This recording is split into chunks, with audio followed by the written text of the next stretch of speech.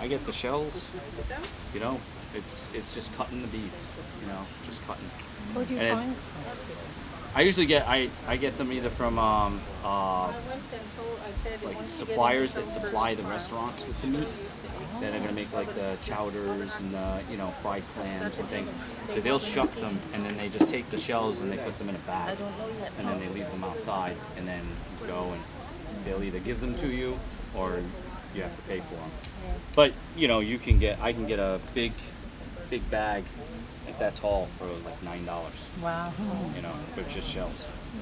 So, and then I have another one, Champlin's in Galilee. He just puts them outside in a bin. You want to go through them, you go through them. We can't find real wampum beads anywhere. Yeah, You guys are the wampum bead makers. We're birch bark canoe makers. See, traditionally, his people, Wampanogs. You owe me a canoe.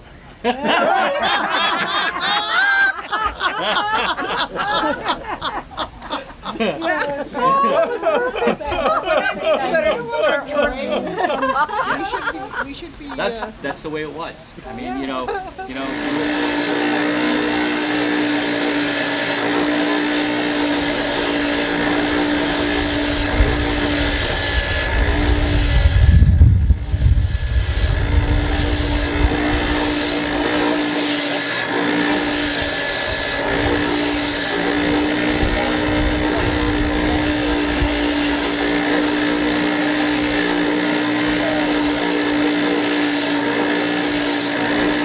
Under the table where I was sitting, there's a paper bag. Okay. Inside of it, I mean, just grab it, bring it up. What table was this? The one right where. It's a Whole Foods. Yeah, right bag. where. I'll get it. Oh, all right. Okay. But I haven't. And I got the tool. then you take the No, any days I'll start doing. I have I do most of the cut outs. I like doing the animal. just use like a wooden clothespin, and you just cut there's a bead notch that I've cut in the clothespin and I have a rubber band, and then I just put the bead in there once I've cut the beads to Get size, the really and blue one. put the bead in, And and we saved then you're holding it under the water and just sitting there and you just drill it. Always A lot of blue water, ones. always. Dark purple. Some of them are solid purple. And we save those.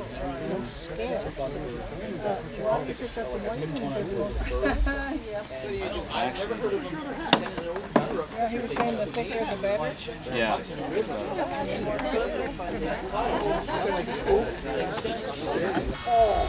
Just like a Dremel for somebody's tooth. Oh yeah. Doesn't it sound like? That memory sounds like a dentist. Oh yeah. Yeah, no, I'll do it.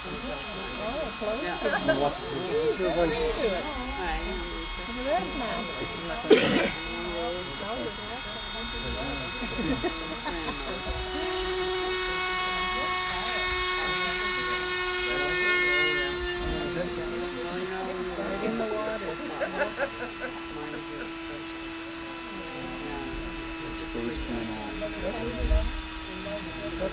So once he's done, you're only going to need 1,000 more, and you'll be able to make your collar. The other thing is the old ones were done from one side and then the other side. So that's if how you were to look inside of it, it would look like an hourglass. So it would be like a funnel from one side and then a funnel, and at the very center would be a very small hole, and the hole would get wider and wider at each end. Because you're doing it either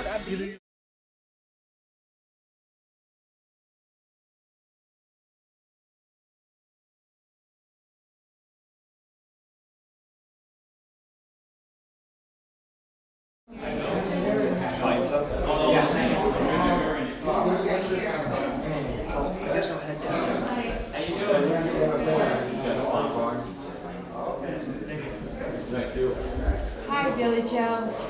Tell us a little bit about your work. I am Billy Joe Garfield, walking Catamount. I make Native American Indian regalia. I'm of the Nulhegan tribe. I make all different rattles and turtle bags, fans. It started about 10 years ago when my daughter first heard the sacred drum and her heart was just attached, and so I started making regalia for her to go into the sacred circle. And there, we've just expanded to all sorts of native pieces. We do special orders. We hair pipe bone, the glass pro beads, and leather wraps to tie them on.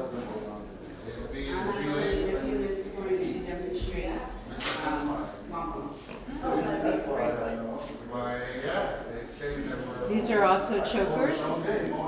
We have this. Belts. Yes, we have this choker here. Center focal point, I believe that's the green agate. Bone belts. Little wool possible bags out of your 3-band tray cloth. You have hot packs made with dried corn. You can just, a lot of it's all machine work. Very rarely do I do anything by hand with the cloth. When I make my leather bags, those are done by hand. When I make my buckskin dresses, those are also done by hand. But with the cotton cloth and stuff, it's a lot easier nowadays to use the sewing machine. So are you traveling to powwows and? I do get out a couple times a year to different powwows or gatherings. A lot of my work has made it on the internet, and I have people that come back, customers that have repeated year after year. I make the Cherokee tear dresses, your ribbon shirts, ribbon dresses. Unfortunately, I have to work a normal 40-hour job, so I don't get to craft as much as I used to while my daughter was growing.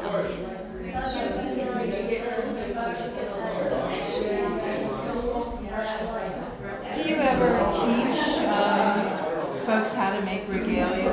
I have gone into different schools with my daughter's classroom and stuff, and taught them how to make bone bracelets, bone chokers. At one point I was teaching how to make the turtle shell rattles.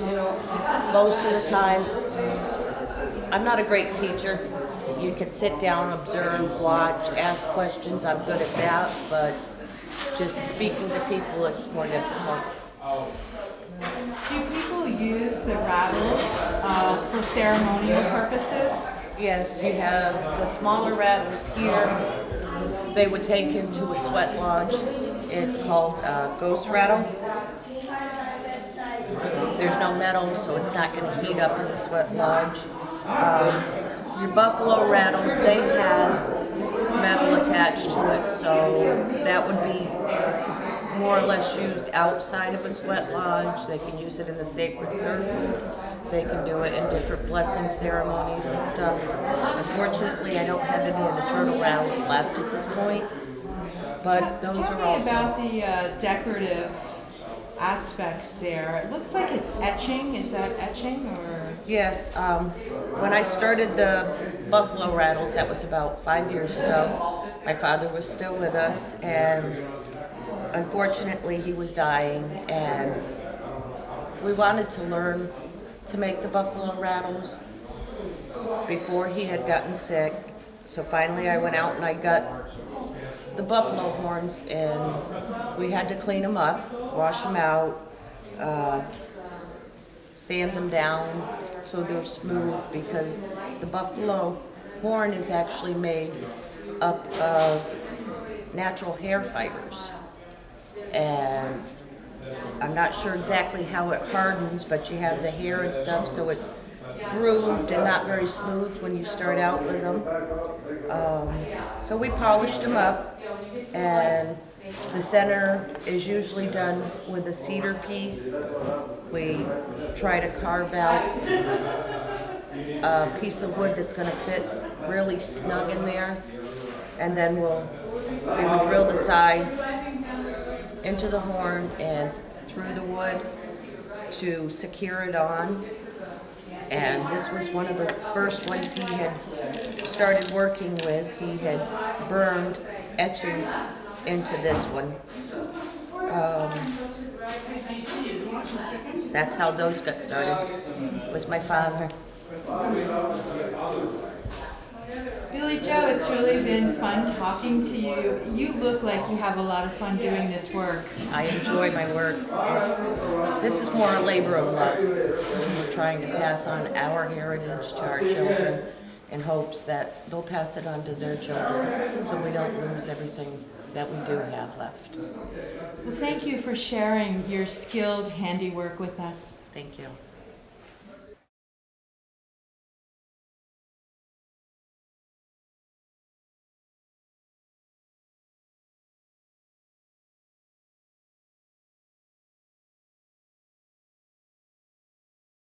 Have a council of chiefs now consisting of 4 people, and we're trying to strengthen the tribe by 4 people making the decisions instead of 1, and it divides the power so that one person doesn't have the controlling interest, and it needs majority vote, and most of the time the people are making the decisions, and we just stand behind them. We're trying to get the people interested in their ancestry and who they are, what we stand for, and get closer to the other tribes. In the past, there's been conflict because nobody has known the traditions, and a lot of people are afraid to speak their mind because they're not sure of what those traditions are. We want to introduce people to ourselves and to our other tribes so that they're not afraid, so that they can come out and have a good time. This is the one place in the last few months, I don't know if this is correct, but in the real world, it's very stressful. Daily activities become tedious. The heat during the summer affects families. But you can come to a place like this and you don't see anybody raising their voice, being dishonest. They're truthful. They're having a good time, a wonderful time, and enjoying themselves. It's been a great experience, and I hope it continues. And I really hope that the younger generations realize what we're doing and carry it on so it's not lost. Yeah, that's so excellent. I really appreciate your words, and of course we're hearing in the background one of the youth drums. Yes. That I understand have recently been gifted a new drum. So it's quite exciting. It is. Yeah. It's good to hear them. Yeah. It's good to hear them participate. It's good to hear them knowing the traditions. Mm-hmm. And the words of the language. Yes. The songs are so important to the language. I was wondering if people are interested in learning the language. Of course, you have the voices of Koas that come out of your band, and they are certainly learning many of the old songs and words of the Abenaki language. It's exciting to see them. Yeah. It's exciting to see smiles on their faces again, you know, and to dress in the regalia. And more people, as they hear about it, are becoming interested. And how can you not like that? Yeah. If you come into this and you don't know what spiritual is, by the time you leave, you're feeling it. You're feeling it inside. That's what it's about. It opens your heart up. And I love to see the kids enjoying that. Yeah. Appreciate the public support today. We appreciate the people that put this together and allowed us to come over so that we can present it to the people. Our tribe is working hard, so more of this can continue. And it's been really great to see the other tribes and be able to talk to the other chiefs and see what they're doing in the future, and we can collaborate and come together as one instead of many. So Thank you again. No. Oh, in that direction? Yeah. In case you want to wave it. My name is Rhonda Besaw. I am Abenaki from New Hampshire, and I'm vending here at the Wabanaki Confederacy gathering to support my Abenaki brothers and sisters in this historic endeavor. I do beadwork, historical and contemporary.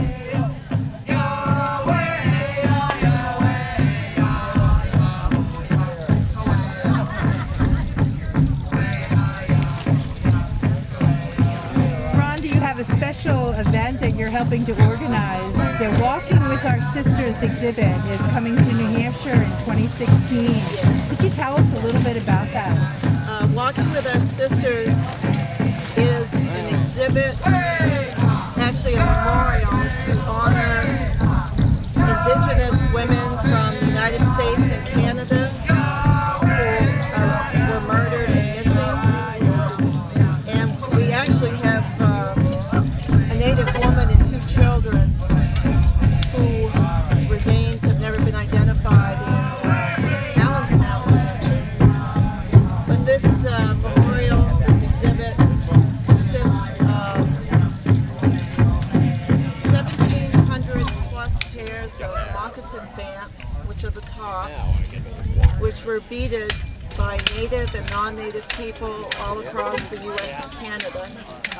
These vamps are part of an exhibit where you actually are walking with our sisters. You're walking right along a path, and the vamps are laid upon red wool. And we expect to bring it to New Hampshire in August 2016. Many helpful hands will be needed to make this happen. We also have a Facebook page, Walking with Our Sisters in Dakina. That's Ndakina, which means our homeland, where you can get updates on information about Walking with Our Sisters. Your beadwork and you're teaching beadwork as well. Could you give us your website where we can find out more information and see examples of your work? Yep. My website, it's real easy, www.rhondabesaw.com. And I have updates there with my latest beadwork projects and where my beadwork is being shown. You said one time that you really enjoyed talking on the phone and having other things happen in the background as you do your work.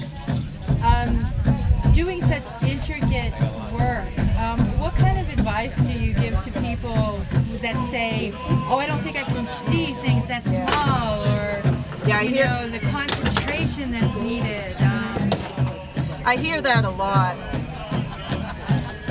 People say I don't have the patience to do beadwork, but you will gain patience by the attempt, by doing beadwork.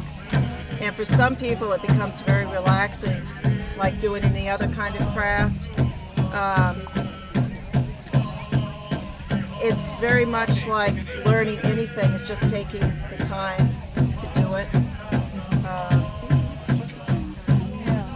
And yeah, I usually listen to music or have something going on, but and the part about the small beads, you don't start with really small beads. It's taken me 20 years to get to this level to use, they call them micro beads, very tiny beads, but you start with a bigger bead and just do it for a decade or so, and then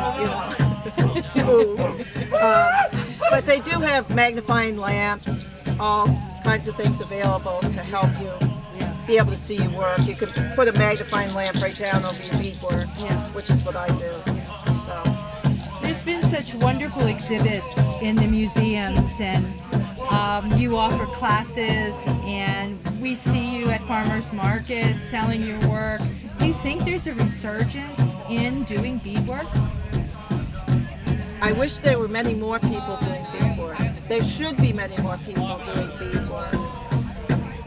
There are, in the whole Wabanaki community,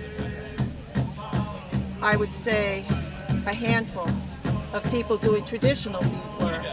Within the Abenaki community, which is even smaller, there are just very, very few people.